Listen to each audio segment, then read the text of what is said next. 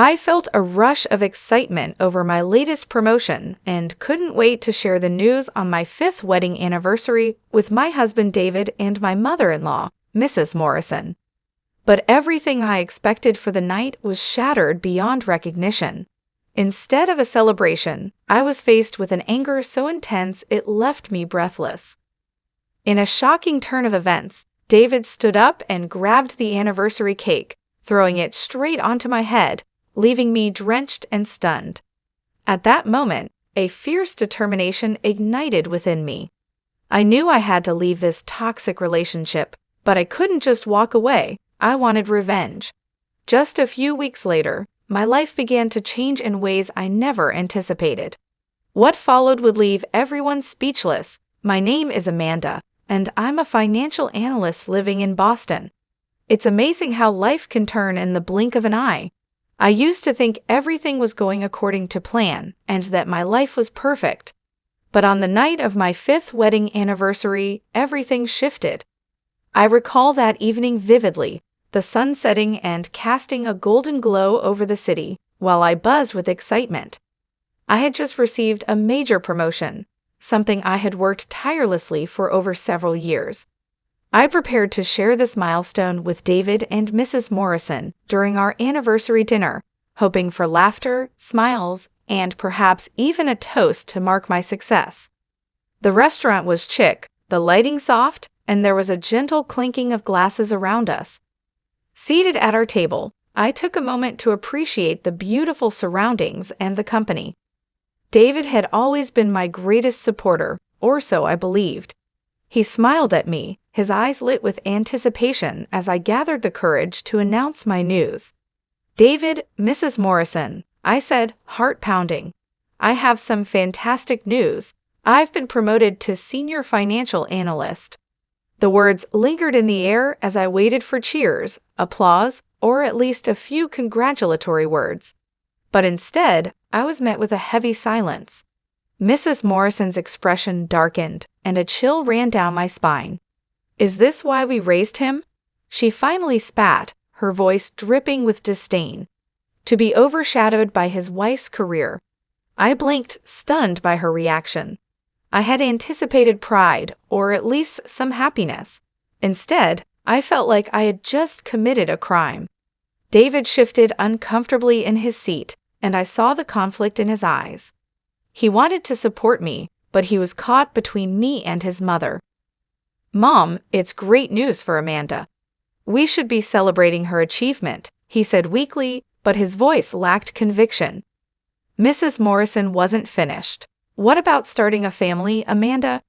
Do you think a promotion can replace the joy of children?" Her words were a sharp blade, cutting deep, and I felt a wave of anger rise.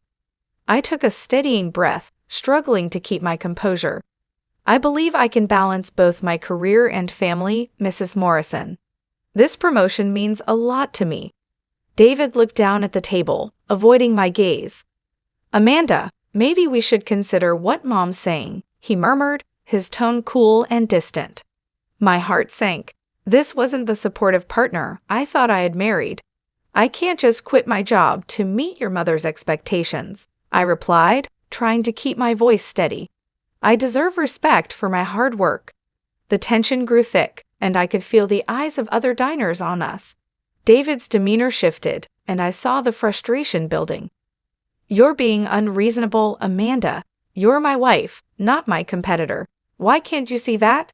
His words stung, even more than any physical pain could. "This isn't a competition, David.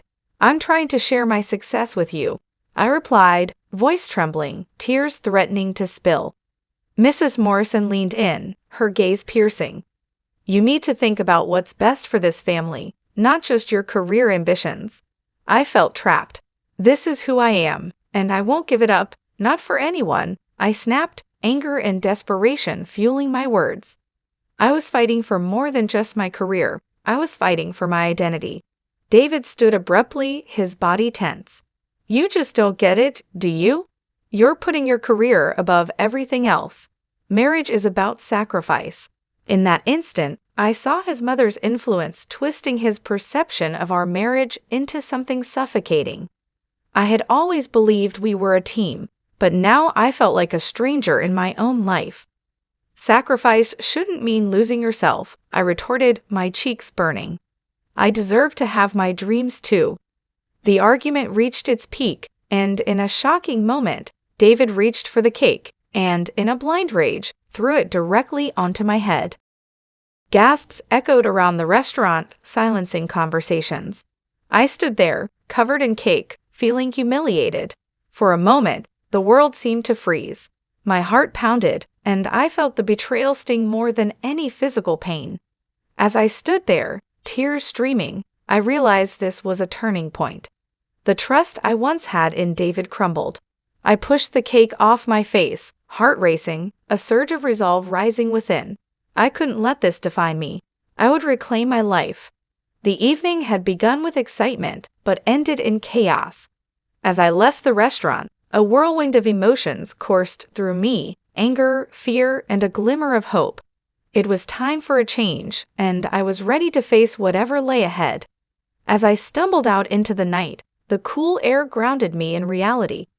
Humiliation washed over me, not just because of David's actions, but because of how the entire evening unfolded.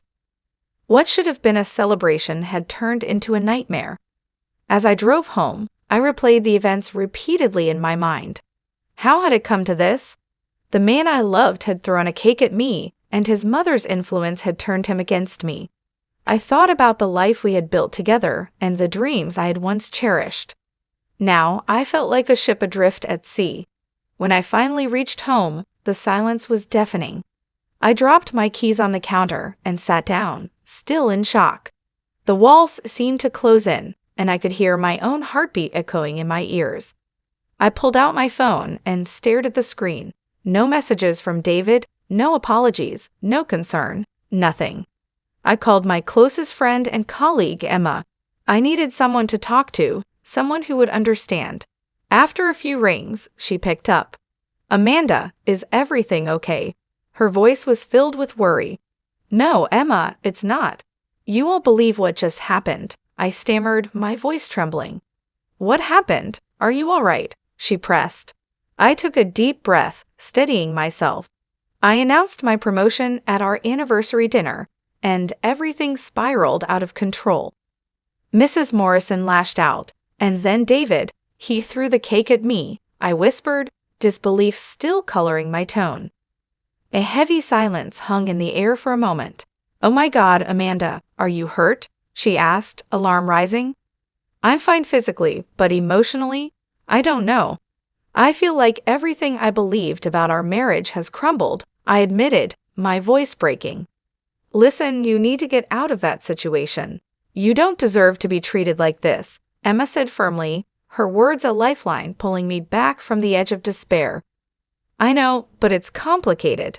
We've been together for years, and I thought we were happy," I replied, voice cracking under the weight of emotion.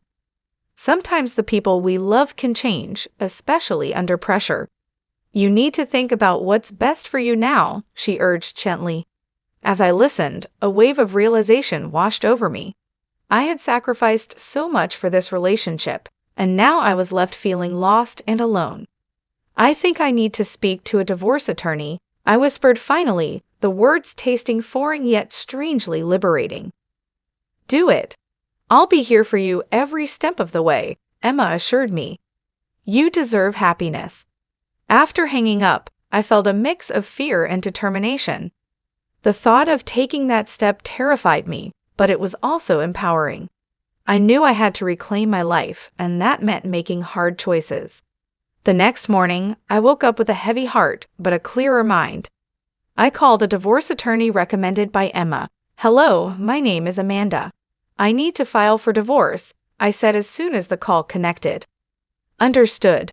Can you come in this afternoon to discuss the details?" the attorney replied. "Yes, I'll be there," I responded, hanging up with a sense of resolve.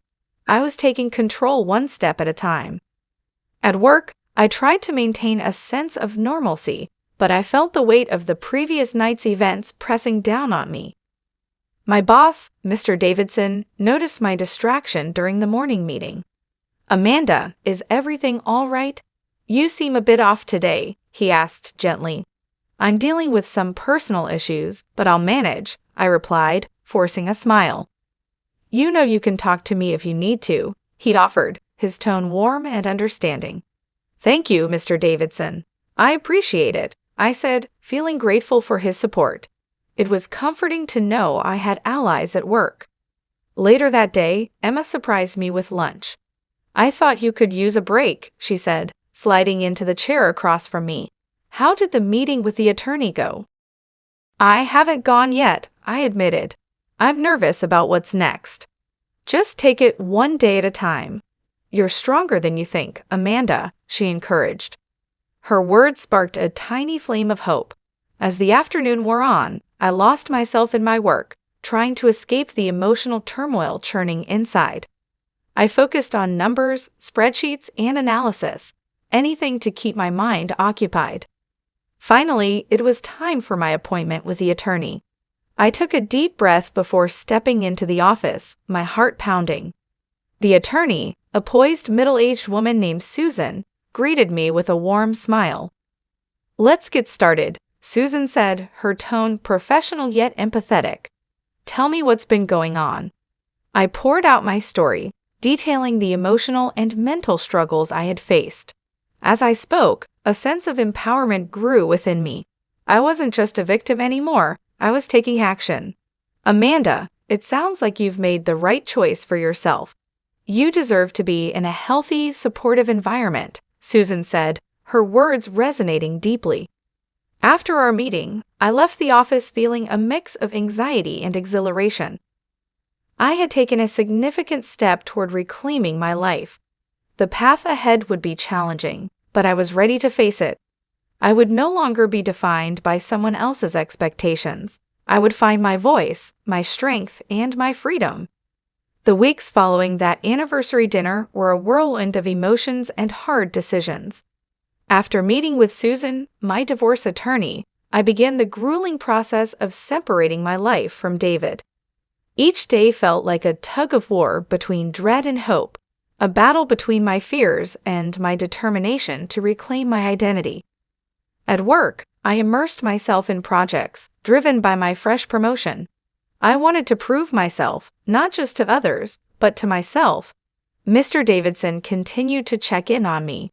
"Amanda, you're doing exceptional work. If you ever need to talk, I'm here," he said one afternoon. "Thank you, Mr. Davidson. I appreciate your support," I replied sincerely. One evening, Emma texted me, "Let's celebrate your new beginning. Drinks this weekend?" Her message made me smile. I needed an escape and a chance to feel normal again. "Absolutely. I could use some fun," I replied, excitement bubbling within me. That Saturday, we met at a lively bar downtown. The atmosphere was welcoming, and I felt a rush of energy as I walked in. Emma waved from a corner table, and I joined her, feeling the weight of the past few weeks begin to lift. "Cheers to new beginnings," Emma exclaimed, raising her glass. "To new beginnings," I echoed, clinking my glass against hers. We chatted about work, my promotion, and the future. I revealed my plan to start a mentorship program for young women in finance. "I want to help them navigate the challenges I've faced," I shared. "That's a brilliant idea. You'd be an amazing mentor," Emma encouraged. As the evening went on, I felt lighter and more like myself again. I was rediscovering my passions and dreams. The laughter and connection with Emma were exactly what I needed to reignite my spirit. The following week, I met with Rachel, an industry contact who had invited me to speak at a conference. "I'm so glad you decided to join us, Amanda.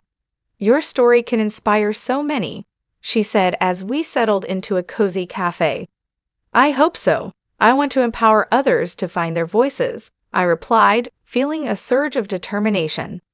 As the conference date approached, I meticulously prepared my speech, weaving in the lessons I had learned. The night before, I practiced in front of the mirror, a blend of nerves and excitement swirling within me. On the day of the conference, as I stood backstage waiting for my turn, I took a deep breath, reminding myself of how far I had come. When the host introduced me, I stepped onto the stage, greeted by a round of applause from the packed auditorium. "Thank you for having me," I began, scanning the sea of faces. "I stand here today not as a victim, but as someone who chose to reclaim her life and use her experience to empower others. My journey wasn't easy, but it taught me that our voices matter. We deserve to be heard, to be seen, and to chase our dreams unapologetically." I shared my story, the highs and lows, the pain and the victories. As I spoke, I felt a sense of purpose infuse every word. By the time I finished, the audience was on their feet, the applause echoing through the hall. Women approached me afterward, sharing their stories and thanking me for my honesty. I realized then that my pain had transformed into a source of strength, not just for myself, but for others as well. In the days following the event, I received messages from women across the country who had been moved by my speech. They wanted to join my mentorship program, to learn how to navigate the professional world with confidence and resilience. My small initiative had blossomed into something much larger than I had ever anticipated. Even though I was thriving, David's shadow still loomed occasionally. I'd see his name pop up in emails or hear through mutual friends that he was struggling to move on. But I remained steadfast. I had made my choice, and I wasn't going to look back. One evening, as I sat in my cozy apartment, reflecting on everything that had happened, I felt a sense of peace wash over me. I was no longer defined by the hurt David had caused.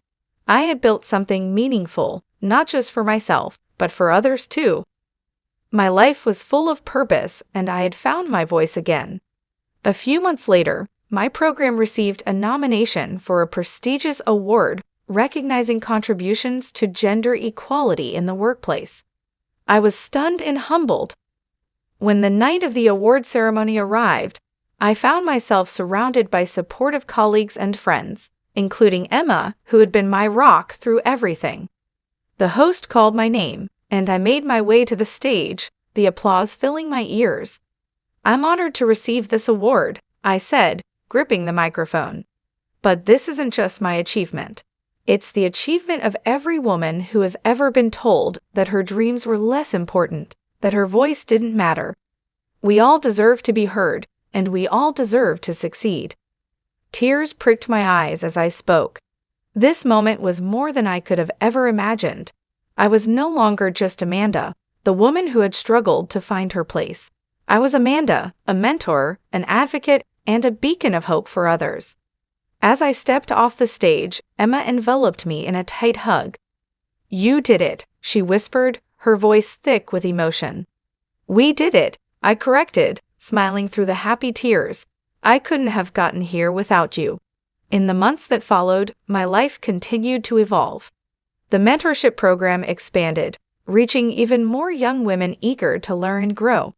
I traveled to different cities, sharing my story and connecting with others who had faced similar struggles.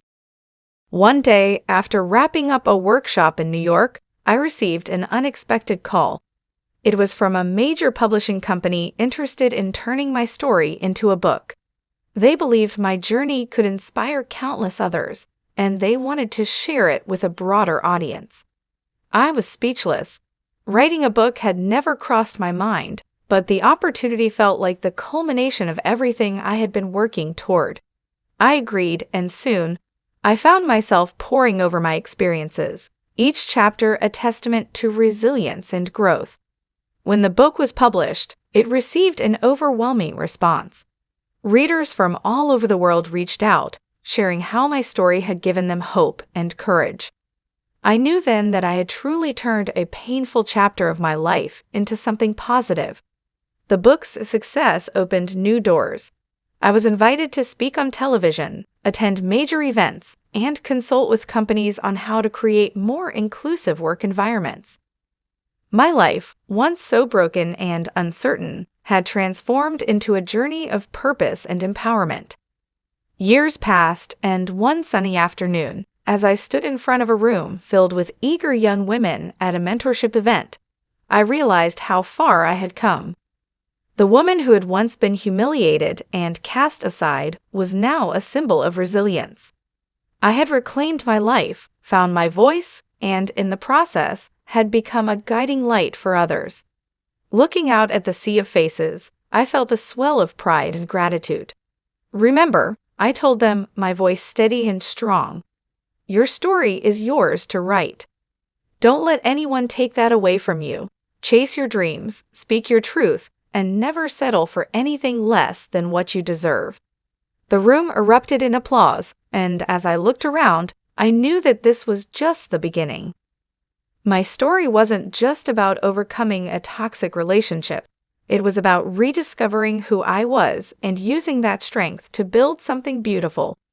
Standing there, I felt a deep sense of peace. The future was wide open, and I was ready to embrace every challenge and triumph that lay ahead.